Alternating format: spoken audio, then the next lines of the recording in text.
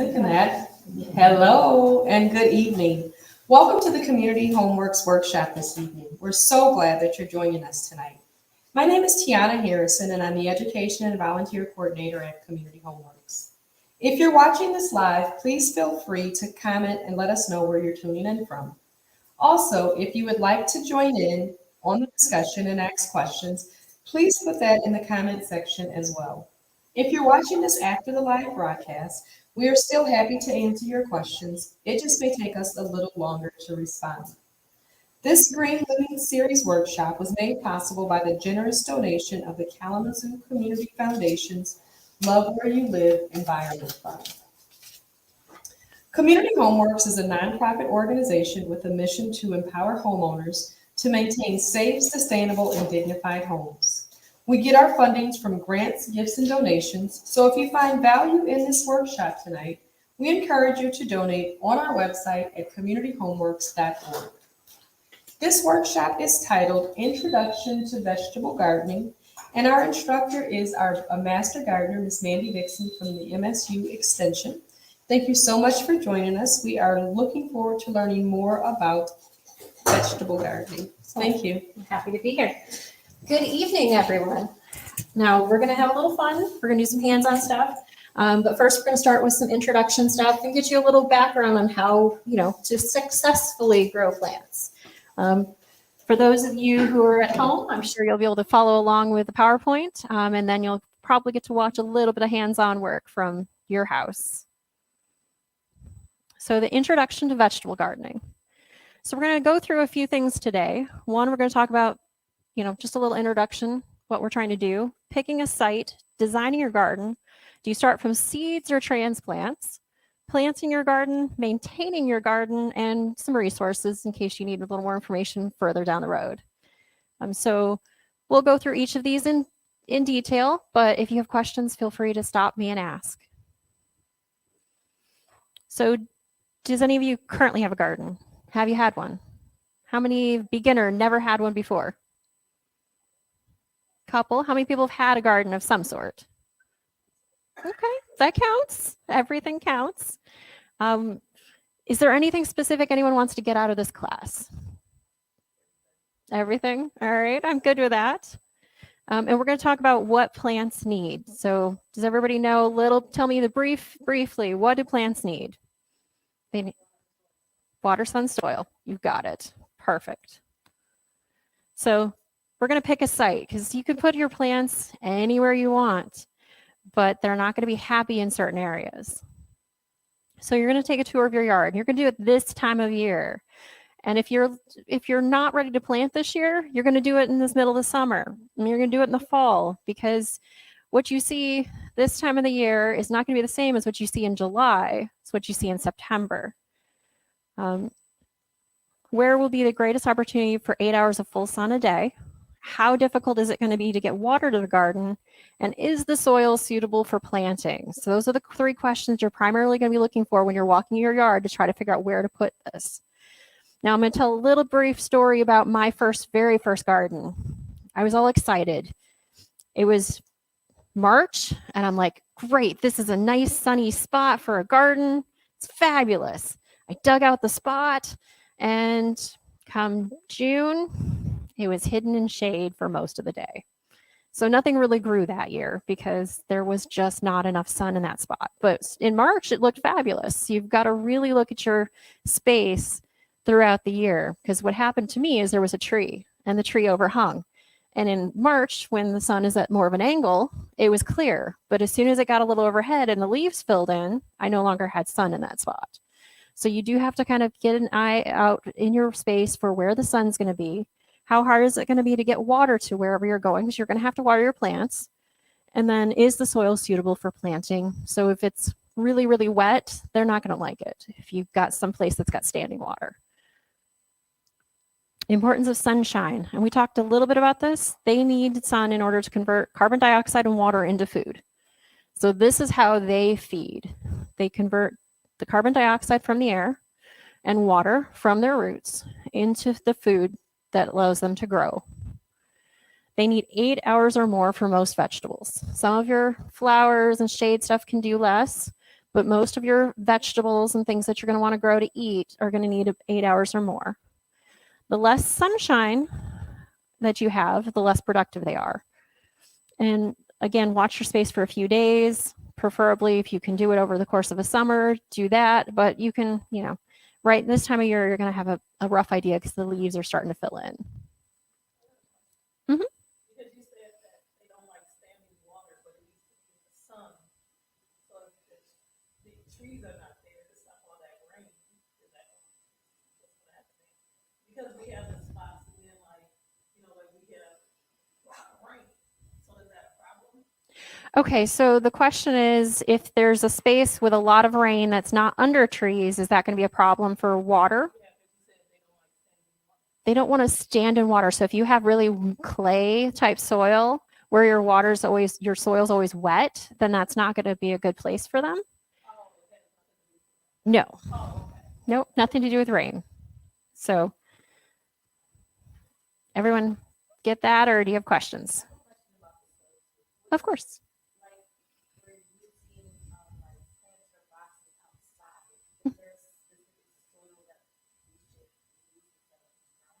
Yes, and I actually will talk about that here in just a little bit. I've got some container information, which will be helpful. Because containers are your other option. If your soil isn't suitable for planting, you can use containers. Make sure the summertime sun is going to be more overhead than in early spring. So like my example where it was in the spring and it was sunny, just because it's sunny in the spring doesn't mean it will be sunny in the summer. Water. Gardening requires a lot of water, most of it in the form of perspiration. But we're going to give you some tricks so that you don't have to work quite as hard when you're gardening. However, most plants do require about 1 inch of water each week. Use a rain gauge. They have them at like the dollar store typically. It's just a little tube. And it's got measurements. It says this is 1 inch, this is 2 inches, and it measures the amount of rain that fell. So if you go out there and you've got about 1 inch of rain after the plants are established, you don't have to water that. But if you didn't get enough rain, then you'll want to water. Rain alone will not always provide enough, and that's why we said make sure you put it in a place where you can easily take water to, either with a hose or sprinkling can or whatever, for whatever space you're going to be watering. Consider soaker hoses or self-watering containers or rain barrels as an option to help get that water out there. Fertile and well-drained soil. Do you have soil that drains well? So here's a way you can test your soil if you're not sure. Now, obviously, if you have standing water in a certain part of your yard, that's not going to be very conducive to planting. So you know that already. But if you don't and you're not sure, you're like, this gets soggy, this is a way you can actually test to see how well your soil drains. You'll dig a bucket-sized hole, fill it with water. And if it's not completely empty in 24 hours, then you're probably not going to want to plant in the ground. Fertility, it can get technical. There's a don't guess soil test handout on the internet, which I will show you in the resources. But basically, we'll talk about ways you can skip it for now, but it's always a good idea to get a soil test. MSU does offer them through their website, so you can get a soil test. And it basically will tell you what nutrients you have, what ones you're deficient in. So when you go and fertilize, you'll know exactly what to put in. So this is an example. It shows you some, like in this example, potassium, which is K on your fertilizer bag, is really low. So that's the one item you would want to put in. You don't want to add phosphorus and magnesium because those are really high on this chart. There is a charge for the soil test. I'd have to double check, but I want to say it's around $20.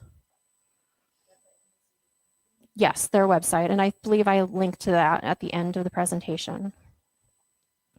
But they basically tell you your soil pH, and all of the information in that soil test will tell you what you're actually missing. Now, barring the fact that if you don't do a soil test, you're not sure, you can do a general all-purpose fertilizer in a light amount or just use compost. But to really know if you're having problems with your plants, this is the best way to go to figure out, am I deficient in something? Will the soil test tell you if you have like lead in your soil or if there's something toxic in your soil?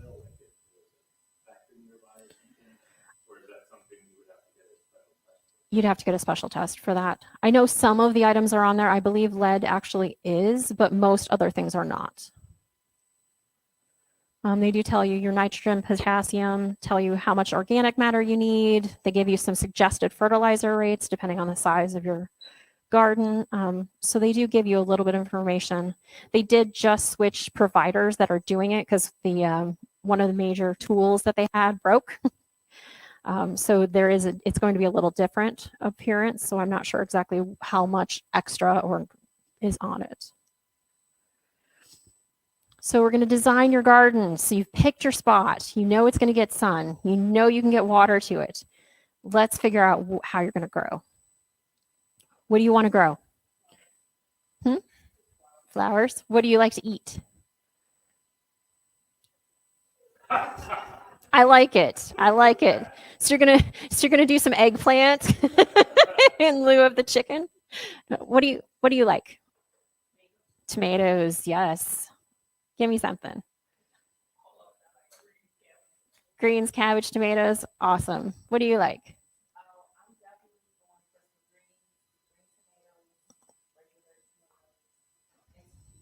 Cucumbers and tomatoes and greens and yes. Peppers, yes. Peppers in the back? All of them? Okay. Well, we're going to talk about how do you grow all of those things, where you can place them, how much space do you need. We'll do a little brief talk about square foot gardening and containers, and just for fun, some theme gardens. Plant what you enjoy. You like carrots, you like tomatoes, plant what you guys are actually going to eat. Because if you're not going to eat it, it's just going to go to waste, and you can't, you can try to give it away, but you don't want it to go to waste. And you don't want to spend the time on something that you're not going to enjoy. Every year I try one vegetable that I've not really had before just to see. But that's the extent of it, because then I'm like, nope, this isn't going to stay next year. Or yes, I love this and it keeps coming. First, you're going to plant on paper. So we're not going to put it in the ground random willy-nilly. We're going to actually sketch out on a piece of paper where we're going to put things. And the reason for that is when you start planting your stuff, your little seedlings, they're going to be like this big. So if you go and put him in the garden here, well, if he's going to be a 6 foot tall, 3 feet wide plant, but you see him this big and you put his neighbor right here, you're going to have them too close together and it's going to suffocate them. They're just going to compete each other and they're not going to produce. So the reason we put it on paper is so you know, okay, this guy is going to take 3 feet, so I need to leave from here to here, versus putting them so close together because you weren't pre-planning for that. And it's also going to help you because this guy, if he gets 6 feet tall and you put him next to somebody and you put on his side somebody that's only going to get a foot tall, then it's going to shade him out. So you need to plan for his shadow to a degree. You'll want to rotate your plants from spot to spot each season if you can. So for example, if you put a zucchini here, you'll want to put a tomato there next year.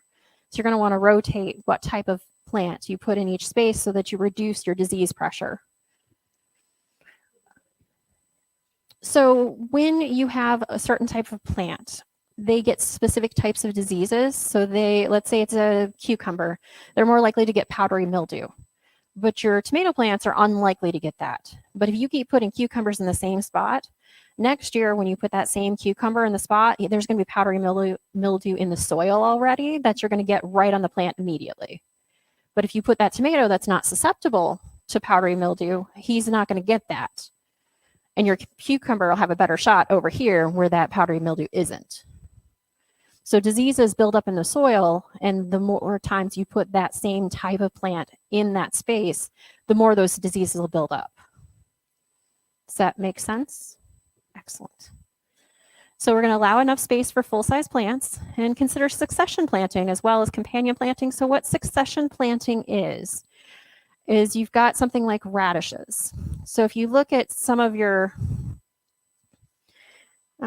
seed packets, I thought it was on here, but it's not. But some of your seed packets. So we've got a radish here, right? Radish seeds.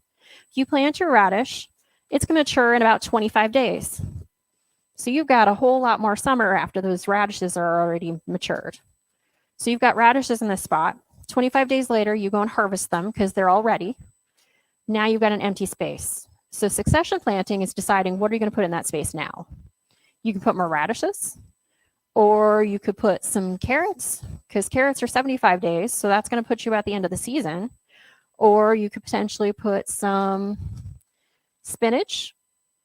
Spinach is 30 to 40 days. So start with your radishes and then move to your spinach. So succession planting is deciding which order you're going to put your plants in and how you're going to, when you're going to start them next set. So let's say you want spinach first and then radishes. You can do that. The goal is that you keep it within the growing season and you're going to rotate. Any questions on that so far? Okay. And companion planting is generally, there's talk about plants that go well together. So one of the big key common ones stated is tomatoes love carrots, because carrots are a root vegetable. They go deep, they aerate the soil, and tomatoes grow tall, and they don't mind, the carrots don't mind being slightly shaded by the tomato plant. So there's certain plants that work well together. Yes. Any combinations? I want to say I go through some of those in a couple slides, but if not, I will go through them when we hit that. The next thing, for all those people who said, I like everything, start small to match your time and ambition. Don't go crazy your first year. Start with what you think is manageable for the amount of time and energy you're going to have. It still takes time and energy. We're going to talk about tips and tricks to help make it a little less weeding, a little less watering, a little less, but you're still going to have to do some. Beware of the out of sight, out of mind syndrome. So if you put your garden in the backyard and you never go in the backyard, it's going to go out there, it's going to get covered in weeds, and you're never going to see it because you're going to have forgotten that it was out there, and you're going to come out 2 weeks later and you're like, oh, what just happened? So make sure wherever you put your garden is a place that you're going to go see. Be it you make an effort to go out and see it every day, or you put it next to your front walkway where you walk every day. You put it next to the garage when you're going to head towards your car and you're like, oh, there's my garden. Let's go check it. And again, we talked about spacing plants, so don't place them too close together. So square foot gardening, growing more in less space than in a row garden. So I'm sure you're all familiar with row gardens, right? Where you see these long rows and they're all filled with the exact same vegetable, right? Square foot gardening is more designed for an individual consumer. So I don't need a whole row of carrots. I don't need that many carrots in my life. Unless you're going to can them or do something with them, you don't necessarily need that many. So what square foot gardening says is let's put in this 1 foot square, how much can we safely put in the square comfortably? And that's all we're going to grow of that one vegetable, either 1 or 2 squares or 3, depending on how much you need. So for example, this plant says you're going to want them spaced 2 to 4 inches apart. So every 2 to 4 inches within that square, you're going to plant another carrot seed or 2, and thin to just 1 per square. So for certain plants that only need 1 inch spacing, you can put 12 plants in, or 6 times 6, so 36 plants in a square foot. Well, you would. If you laid out your squares, though, you wouldn't have to measure it anymore. So you can see how they put their squares. Each of these squares is a foot. And then within that square, you just divide out your carrots, or 2 to 4 inches. So every 2 inches in your square, you'll put another carrot seed. So you're not using as much waste because you're not thinning as much. You're going to put your seeds where you want them. It's also easier to tell where your seeds are versus where your weeds are, because your seeds are in the exact spot where you put them if you put it in a nice grid pattern. It's just one way to do it. It's not a requirement. I like it just because it simplifies where my stuff is. I know in this square, it's all carrots. In this square, it's green beans, bush beans. In this square, I'm going to put corn. And I just lay them out that way. But I don't do that in the whole garden. It's just certain sections. So it's kind of whatever works. It's just one method. The nice thing is you're using, like I said, the only amount of seed you need. You don't need to thin as much. Containers. You want containers big enough to hold a mature plant. 6 to 8 inches deep for root growth. So for your whatever containers you're going to grow, you're going to want at least 6 to 8 inches. And big enough to hold a mature plant. Small containers do dry out more quickly than large containers. So if you do have some small containers during the middle of the summer, you're going to have to water them more frequently, potentially twice a day. Bigger containers can usually get away with a little longer. Soil nutrients are consumed quicker, so you'll probably have to fertilize more frequently. Dark containers will absorb more heat, requiring more water, and can damage the roots if it's in a really hot spot. So you can put it in a partial shade spot, or you can just make sure you water it. And light containers will reflect that heat. Now, containers, you're going to want to use a potting soil and not dirt, not your ground soil. You're going to want to use a potting soil. And the difference between a potting soil and your ground dirt is that it includes some fluffy materials, usually like a peat moss or something, and sometimes a little vermiculite. And it's a mixture of different things that keeps them lighter, airier, and a little more moisture. And it's got typically some form of nutrients. Some of them have fertilizer in them, so you'll just want to watch. If they do, you don't need to fertilize, but if they don't, you'll want to. So container combinations is where we're going to go into a little bit of companion planting here. This is just a couple examples. So those are those big plastic buckets that you can use in the garden, and they just filled them up with flowers and veggies and put a couple trellises and tied up their peppers and tomatoes to those trellises. So it's just kind of a fun example. Here's a few other fun examples. The first one's just somebody's old wagon. Then this second one is they just literally opened one of those bags of potting soil, cut out the top, and planted right in the potting soil bag. You got a wheelbarrow. We've got a car. We've got gutters. They hung some old gutters on the side of the house and filled it with potting soil and greens of different kinds, lettuces and salad mixes. There's some big old totes and a kid's swimming pool. So these are all different ideas of things you can use for your containers. So theme gardens. So we were talking about companion plants. One of the big companion plants, one of the most common companion planting systems is the Three Sisters garden, which is here on the bottom. So it's corn that stands upright, your squash that spreads but shades the ground, so it shades the roots or the roots of the corn and keeps it cooler, and then the beans that climb up the corn, so it goes to the top. So that's a very common, considered to be an Indian method of planting, and that's considered a companion planting.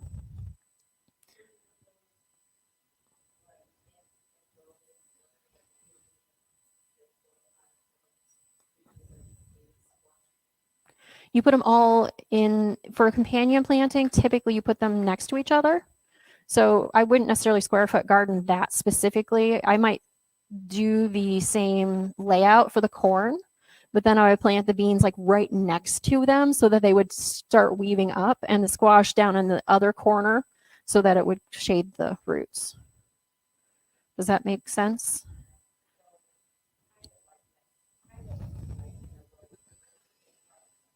Yeah, what in front, but so they're on the same plane. So you would put them so that the corn is in the middle and everything else is around it in one way, shape, or form, because the corn is going to grow the tallest, but you want the beans to climb the corn.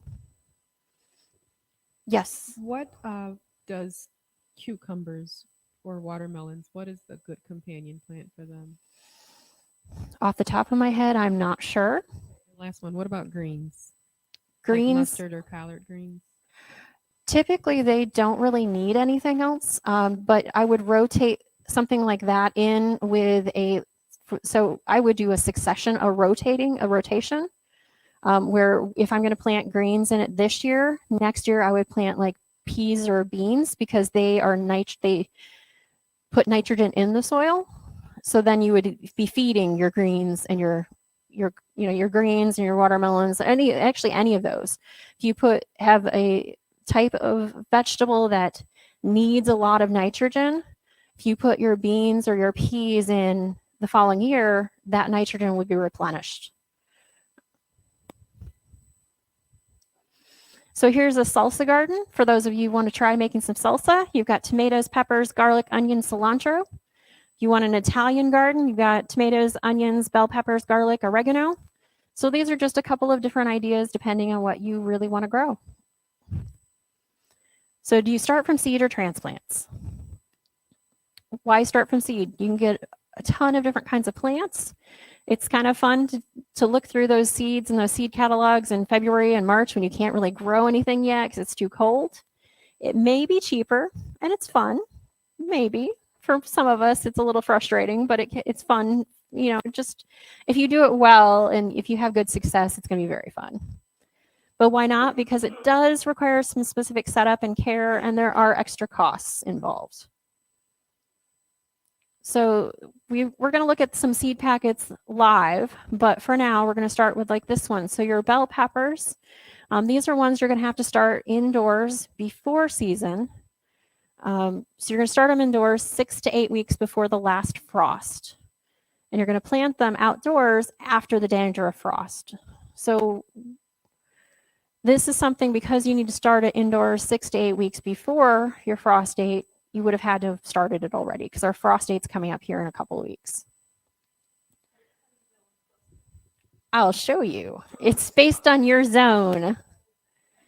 It's based on your zone. But first, we're going to talk about radishes. Like I said, they don't take very long. This one says 22 days for maturity. So this one you wouldn't pre-plant inside. You would just put it in the garden whenever you're ready.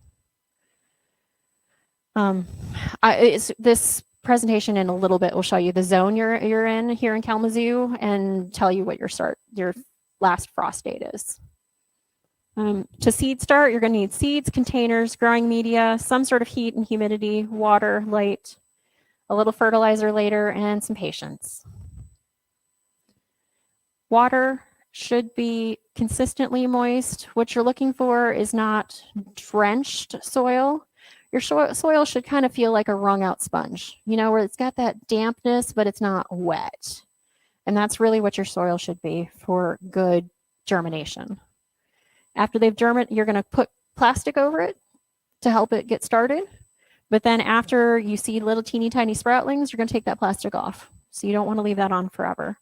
Watering from the bottom is best. So if you notice here, we've got a tray, something to put underneath your seed so you can just fill the bottom with water and let it soak through the holes in the bottom. What kind of plastic do you put over top, like saran wrap? Yes, you can put saran wrap unless your container came. If you have a container, a seed starting container, sometimes they come with lids. But if not, you just do a little bit of saran wrap. It doesn't have to be tight. It's just to help keep the moisture on the surface. Light, you will probably want a fluorescent shop light unless you have really good sunlight in your windows. This time of year, we've already got our sun back, so you probably don't need to. But if you were starting those peppers, you'd need some sort of light setup because you're starting those in February, March, and it's still too dark during most of the day to start those peppers. Windowsill can be used, like I said, when you've got enough sun. It's as long as you turn the containers every day so that they don't start growing one way or the other.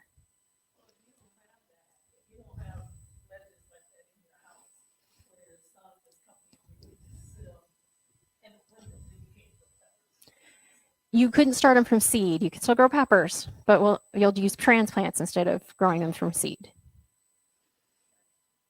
Yep. The little guys. The ones you can buy at like, yeah, absolutely. Still a real pepper. We'll talk about transplants hopefully in just a slide or two. And then about 3 weeks after the seeds show up, you'll want to give them a little bit of a real light fertilizer just to give them a boost. Or if you can't start them by seed, you don't have those requirements, you can buy some transplants. Lots of them are at the various greenhouses. I mean, they've got them at a lot of hardware stores. You can pretty much get seed started almost anywhere in the spring. I mean, there's a couple of grocery stores that carry some seeds or seed starts. I know Meijer and Horrocks and Family Fare, all of them have some sort of seedlings. Normally they're in little packs of like 6 or 4 or 6, but sometimes you can get the individual ones about this size too. So you'll just go and pick which ones you want. Check the roots though. So I know this is something that you're not used to doing, but when you're out there, you're going to go and you're literally going to pull the little plant carefully up and look and make sure the roots kind of look like that. If the roots are all nice and twisted and tight, and they're probably it's a little root bound, so be careful about those. But if they're brown, it's not a healthy plant, so don't pick that one. The other thing I suggest you careful of is watch for pests on the undersides of the leaves. This is something a lot of greenhouses don't realize that they have. I've been into 3 different greenhouses that have had aphids on the undersides of their leaves, the aphid eggs. So you just got to be careful. So all I do is literally just take the plant, flip it upside down, and kind of just look. And as long as I don't see any little white like bumps or little yellow bumps that look like little teeny eggs, then you're clear. But just take a quick peek because you don't want to take that home and spread that to the rest of your garden. And then keep your plants moist, especially when they're still in their containers before you put them in the ground. If you get them this time of the year, it's a little early to put them in the ground, so you'll have to maintain them for a little while.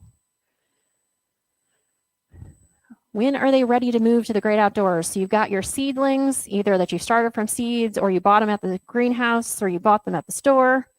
Over a 2-week period, you're going to move the plants outside to a shady, protected area, but slowly. The first day, it's only going to be for like an hour or 2. So you're going to take them outside, leave them out there for an hour, and then bring them back inside or wherever they've been living for the past few years or weeks. If you bought them from the store, then you can do something similar. You just put them in a shady spot, like in your garage during the day, and then put them outside for like an hour and bring them back in. And over time, you just increase the amount of time each day. And at the end of the 2 weeks, they're going to be ready to plant and be outside. Yes, because what happens so the reason we're acclimating into the outside is because if you take that brand new plant that's been living inside, you put him outside in the full sun for 12 hours a day, he's going to get sunburned because he's not ready for that yet. So the plants actually turn white and they get sunburned.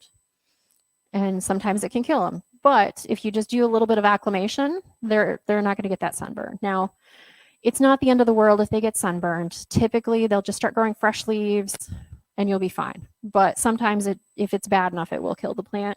The goal is trying to reduce that. And again, keep them watered. But now that you've got your plants, you're ready to grow. You got them all acclimated to the outside. We're going to plant the garden. So Kalamazoo grow zone is 6A. So if you can see that dark green strip, that's us, and it's right along the lake. So that's why it's 6A, is because the lake gives us a little bit of a warmer weather. So the frost-free date for Kalamazoo is approximately May 15th. You still want to watch for frost after that date. That is not the 100% no frost date. That is the average date that you won't get frost. So typically what you'll want to do is watch the weather. If you choose to plant that early, some of your peppers, if you happen to get a frost after that date, they're going to die because they're not prepared for that. So what I usually do is wait a couple weeks. So if I see May 15th, I'm going to wait till May 20 something and check the weather. If the weather looks like it's going to be way above, in the high 40s the whole time, or better the whole time, then I might plant them out around the 28th. But just kind of keep an eye on the weather. Otherwise, if, let's say, surprise, the weatherman was wrong, you need to go out there and cover. You can use like plastic bottles like that. You can use sheets up on, tomato cages and just drape them over. As long as you cover them, they should be okay. Of course, hopefully there's no snow. Snow is, So here's an example of a square foot gardening. So you've got a tomato, you put 1 tomato in a square, no more than that. But let's say you've got some bush beans. Bush beans need a little more space, so that they're 4 in a square. And then your 6 might be like a romaine lettuce, for example. And then your 12 or your 16 over there might be your greens. Again, in the 1, you might have your cabbage. So those are just some examples. So you can direct seeding. We talked about starting your plants early, right? And we've talked about buying transplants. There are certain vegetables that like to be planted directly in the ground and not moved. For example, your carrots. Have you ever seen a carrot dug up and transplanted? It's just not going to work out for you. They don't like it. So these are something you would just go literally and plant in the ground. Lettuce, radishes, cucumbers, you can direct seed or you can start them. They're flexible. You can do either. Your tomatoes, peppers, they take a while to grow. So that's the other reason you do a transplant, is because our season is just too short. If you live further south, you might be able to plant them out in the garden right away and get some production, but your tomatoes aren't going to even start producing until, if I plant them at the end of May, I may get a tomato or two at the end of July if I'm lucky. Normally it's August. So it just takes a while for it to actually produce. So if you started that plant that you've already got 2 months on in the ground at that time, 2 months after August is October, and you know you've gotten freezes most of the time by then. So you're not going to get any tomatoes out of it. So that's part of the reason why we start them so early. Some of your herbs, onions, peppers, cabbages, you can use transplants for. Planting seeds. We're going to do some hands-on here in a little bit, but until then, I'm just going to show you. Here's another option for row planting. Say you have a bed and you decided you want to do row planting. You take your 1x4, 2x4, whatever board you have just laying around, and you can make a nice clean line, and then you'd plant your seeds at the right spacing and then lightly cover it with soil. Typically, you place the seed 2 times the depth of the size of the seed. Now, that's only if you don't have the packet. If you have the packet, you know exactly how deep to plant it. If you don't know how deep to plant it because you don't have a packet, you just got a chunk of seeds from somebody, you lost the packet, you have it in a Ziploc, you can just do approximately 2 times the size of the seed as just a ballpark. Cover, make sure you have good seed to soil contact. So you want to just gently pat them, not like cram them in there, because you're not trying to pack the soil. You're just trying to make sure the seed has good touch, it touches the soil so that it gets moist. And you're going to, of course, water. Transplants. Dig the hole, mix in a little fertilizer. Fill the hole with water. Then you're going to gently pull the plant out and put it in your hole. Pack a little bit of soil around it. Again, we're trying for good soil contact on those roots. Instead of on the seed, we're trying to do it on the roots. And then for your planting depth, you're going to match your soil level. So if I have a pepper and the pepper's current soil is here, when I put him in this actual ground, I'm going to make sure that that's exactly where his soil level is once he's in the ground. I'm not going to make sure he can't be up like this and he can't be down like this. He needs to be level. But the exception to that is tomatoes. Now, how many people have handled a tomato plant before? Can you tell everybody on that tomato plant, what's the stem like? The stem on a tomato plant. Yep. It's kind of fuzzy. It's fuzzy. So the fuzziness on the tomato stem, those can form roots. Since those little feathery, they feel like little hairs along the stems, all of those can become a root for you. So tomatoes you can bury deep. I take off pinch off the lower leaves, the lower branches, and bury them up to that level. And then every one of those little hairs can become a root. So that just established your plant, gave you more roots. A bigger root system means a better, healthier plant. And that is the only one that I am aware of that's good for that. Yes. My dad used to take a tomato and actually bend it. And he planted it and Yes. it came up so that it had Extra. more roots, let's say. Yes, you can lay the tomato sideways. It's a trenching type of planting. It's for the same purpose. It's just you don't have to bury them as deep, so you're not getting into colder soil. I've just had issues where the plant I fight with it a little bit. So I I usually just put them a little deeper. Slightly angled, but usually just a little deeper because I don't like to chance breaking the stem or having it hang out in my row or, But yes, you can angle the plants like this, or you can plant them this way. The goal is just some of that stem gets covered with dirt so it'll form more roots.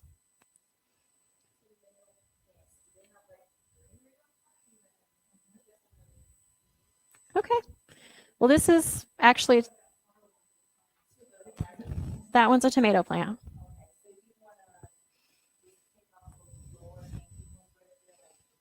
See how there's little stubs there? They've already taken those off. And so they're going to plant those under the soil. I've seen people with potatoes after the potatoes start growing, mounding it up after. Yes.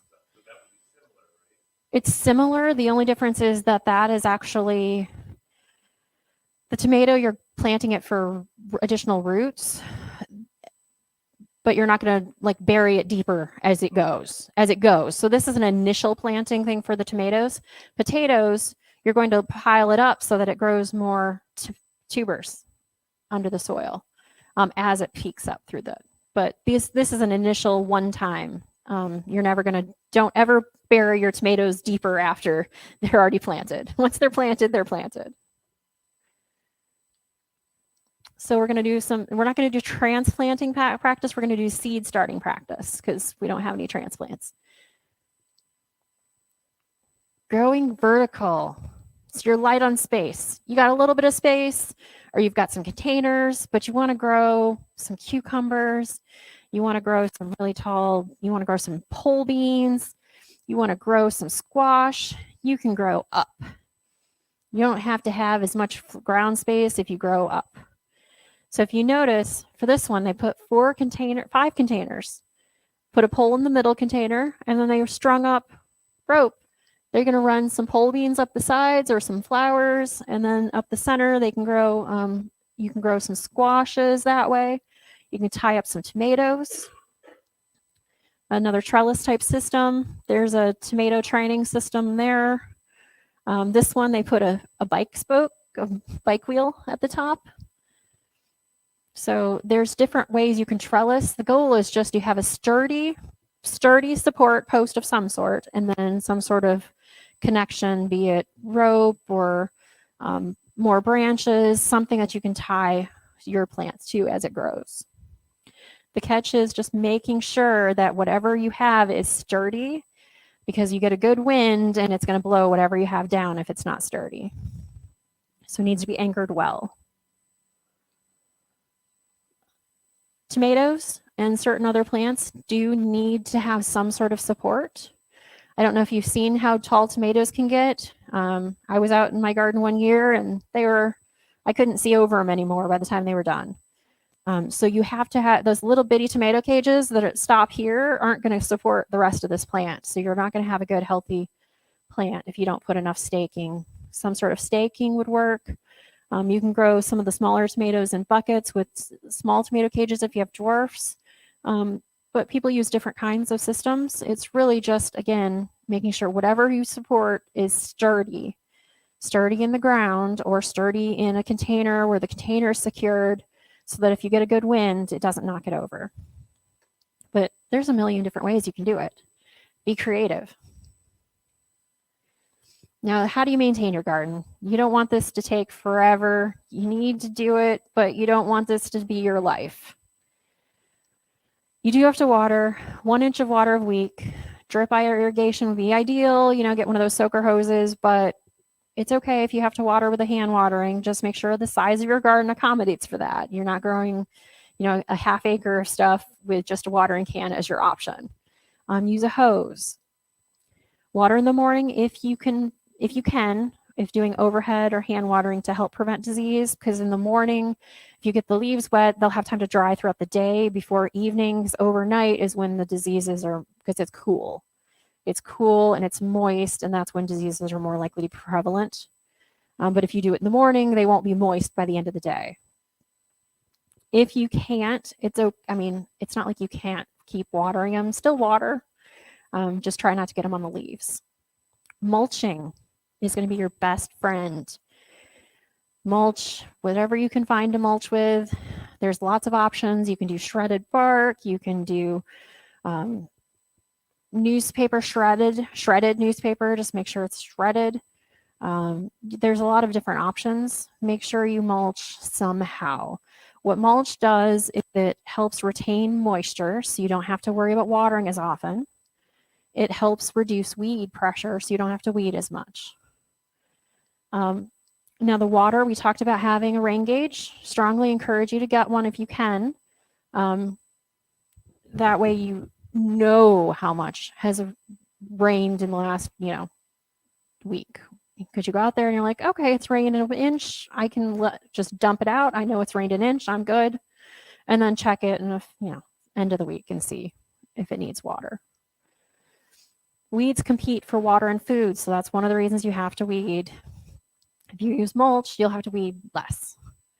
Nobody wants to weed all the time. But if you go out there every day, make weeding a 5-minute chore by doing it every day. Do them when they're small, easy to pull, and mulch. If you can do that 5-10 minutes a day, you'll be keep on top of them, no issues. Unless you have a half acre of garden, then maybe you need more than 5 to 10 minutes. So this little cartoon says, "What are you doing, goat?" "I'm pulling the weeds in my garden." And the mouse says, "We haven't had to do that in our garden at all this year." "Oh, what are you growing?" "Weeds." No one appreciates my gardening tips. So if you don't want to grow weeds, make sure you pull the weeds. Fertilizing, once plants are established, you'll want to fertilize. If you have a potting soil where you've already got fertilizer in them, I know some of the different brands have 3-month fertilizer. You won't need to fertilize right away. But in the absence of a soil test for your regular beds or even your containers, you'll want to apply just a general purpose fertilizer. Work the granules into the soil or use a water-based version where you work it into your watering can. Pest control.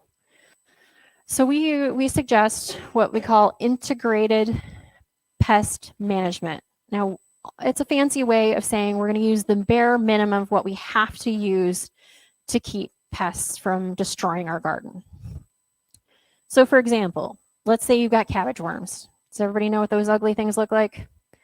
They're about this long and they're green little caterpillars. So they're called cabbage worms. They go after cabbage, broccoli, any of those type of plants. Yeah, probably greens too. I'm pretty sure they do. Anything in the brassica family. So what we're going to do is you're going to go out there and you're going to be like, "Oh no, there's holes in my cabbage." You're going to look, you're going to see those stupid little things, you're going to pull them off and squish them. That is the best method, if you can, is just pull them off and squish them. Get some good gardening boots, squish. Instead of spraying everything, because that reduces the amount of spray, the pesticide use that you have to do. If you just pull them off and squish them, they're gone. You don't have to worry about them anymore. Keep an eye out for if you keep an eye out on the underside of your leaves, you can watch for those little teeny tiny little eggs and squish those eggs before they become a problem. So those are some of the ways you can reduce the amount just by pulling things off. Another thing you can do is choose healthy plants. So we talked about those roots not being brown. Just keep an eye on healthy plants and that'll help reduce your pest pressure. And of course, good sanitation practices and the rotation we talked about. Make sure your tools are clean. You can use a mixture of water with it's like a gallon of water and I use a tiny splash of bleach, but I think it's like a half teaspoon of bleach. It's just a good way to sanitize your tools. Mulching, we talked about mulching. It also reduces disease because one of the ways disease gets on your plants is you water, the soil splashes up, the soil has the disease on it, the soil hits the plant leaves and it establishes. If you have mulch there, it prevents the soil from kicking up onto your leaves, so it reduces some of the disease pressure. Beneficial bugs, these are just some of the good guys. If you see these out in your garden, don't squish them. These are the guys that are helping you deal with things like aphids and other cabbage worms and potato beetles and stuff. These are some of your friendly assistants in the garden. Hands-on practice. It is time. You guys all want to come up front? We're gonna play around with some. We're gonna plant some stuff. Yes.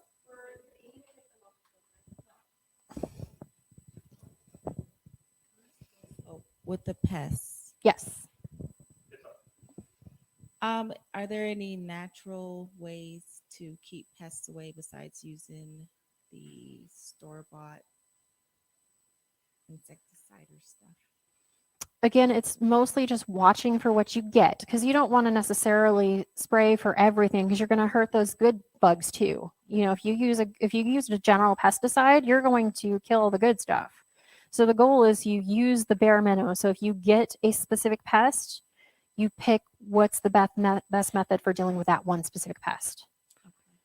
So the goal is you use, if you have squash vine borers, those are my nightmare. Squash vine borers get into the zucchini plant at the base and they burrow through the stem and they eat out all the stuff and then they make a mess and they cut basically the top of the plant off from the roots. So it starts to pretty much die out.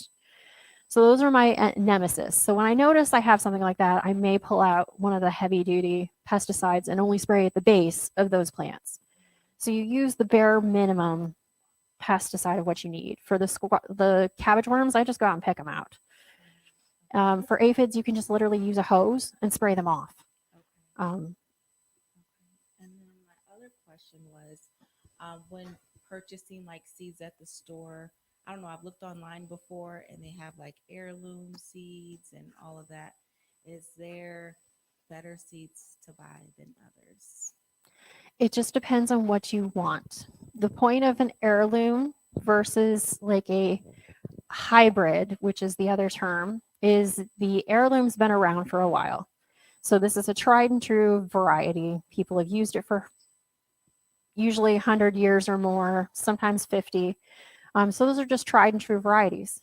Now you can save seeds from those. So if in some cases, you can save the seeds from that plant and have it next year. Otherwise, you have to, for the hybrids, you can't. And we can go into that more detail in a little bit, but they have seeds, but the seeds won't grow true to the plant next year. So before we start with the hands-on participation, we are going to end our live stream now. Want to thank everyone for participating and wanted to encourage you to come into our building. We're at 812 Bryant Street.